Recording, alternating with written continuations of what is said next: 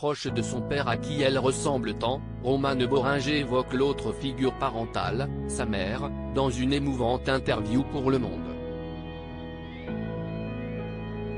Alors qu'elle incarne sur les planches une mère en proie à des questionnements existentiels dans Respire, elle s'épanche sur son propre rapport à la maternité. Mère de 2 enfants qu'elle élève en sépartement avec son ex Philippe Rebaud, la comédienne et réalisatrice évoque alors sa propre relation avec sa mère, qu'il a abandonnée quand elle avait seulement 9 mois.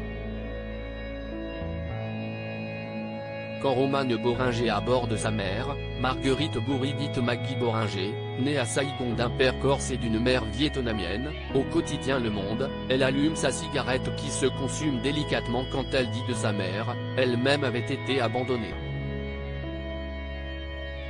Je viens d'une lignée d'abandon.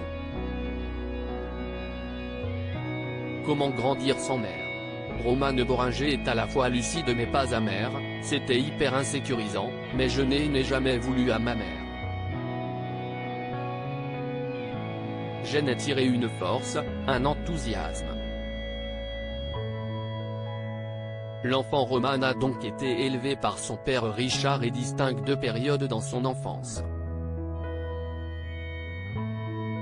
Une vie qu'on pourrait qualifier de tendrement bordélique jusqu'à ses 9 ans, avec son papa artiste, qui a fait ce qu'il pouvait et ne s'en est pas trop mal sorti, grâce notamment à une arrière-grand-mère qui veillait au grain. Puis, entre 9 et 16 ans, elle vit avec Richard Boringer et sa compagne Astrid qu'il rencontre en Savoie. Elle a déjà un garçon et le couple aura 2 autres enfants. Marié le 26 avril 1986, Richard Jr. et Lou, né en 1989. Sa vie familiale devient alors plus posée et stable, ce qui ne l'empêche pas de suivre son père partout sur les routes des tournages et des tournées. Ce sont mes plus beaux souvenirs d'enfance, ses familles adoptives, les grandes tablées d'artistes, les techniciens, le monde des adultes. Je pleurais à chaque fin de tournage, l'idée de retourner à l'école me terrassait. Alors si est-il en tant qu'actrice qu'elle finira par affronter ses peurs et devenir la femme épanouie d'aujourd'hui. Pour autant, l'absence de la mère n'est pas oubliée et ressurgira quand l'artiste aura des enfants.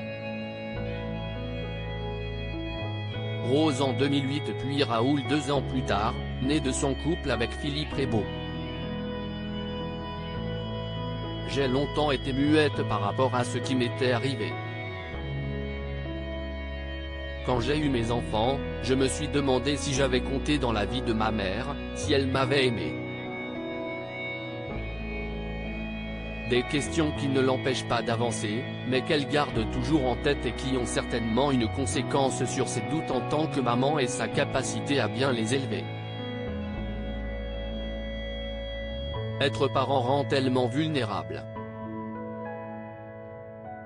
Je suis pétri de culpabilité, je me demande tout le temps si je fais bien, cette peur de ne pas être à la hauteur me fatigue. Mais au regard du mode de vie qu'elle a mis en place après sa séparation du père de ses enfants et qu'elle a porté à l'écran, grand puis petit, avec l'amour flou, le constat est sans appel. Si est une réussite? Un schéma de colocation entre parents séparés qui fonctionne mais qui n'est pas immuable. En couple avec un homme qui habite dans un studio du même immeuble, elle sait qu'un jour, il faudra peut-être changer. En attendant, on verra et Romane Boringer, qui sait que la vie peut faire tout basculer, savoure ce qu'elle a.